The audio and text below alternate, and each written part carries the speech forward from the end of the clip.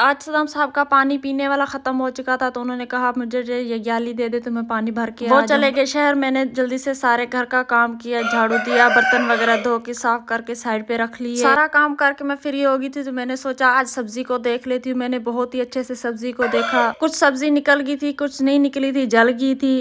मेरे पास थोड़ा सा धनिया पड़ा हुआ था, मैंने वो उठाया और जो मैंने चुंगियां लगाना शुरू कर दी जहां पर सब्जी नहीं उगी थी, धनिया वगैरह। सदाम साहब जी भी लौट कर आ गए थे, तो उन्होंने कहा मुझे फिर से शहर जाना पड़ेगा। मैंने पूछा क्यों? उन्होंने कहा हमारे पास पार्सल आया है। मैं दुआ ज़रा की जो शॉपिंग करके आई थी, मैंने उसे न्यू कपड़े पहनाए, आज न्यू शूज पहनाए। माशाल्लाह दुआ ज़रा जो बहुत ही प्यारी लग रही थी। मैंने कपड़े इकट्ठे करके रात में डाले, तो दुआ ज़रा कहने लगी अम्मी जान मैं आपके साथ कपड़े लेकर जाऊंगी नल पंप पे। मैं कपड़े धोने के लिए बैठी थी, तो रिक्शे की आवाज आई, मैंने देखने के लिए चली गई, तो भाई ने कहा आपका पार्सल मैं लेकर आया हूँ। प्यारी सी सिस्टर ने हमें कराची से गिफ्ट भेजा है। मैंने भाई से कहा कि सदाम साहब किधर है, तो उन्होंने कहा वो आ रहे हैं। हमारी वीडियो अच्छी लगी हो तो कमेंट्स में लाजमी बताना। अल्लाह पाक आप लोगों को खुश रखे, आबाद रखे, जहाँ भी रहें खुश रहें, आबाद रहें, हंसते रहें, मुस्कुराते रहें।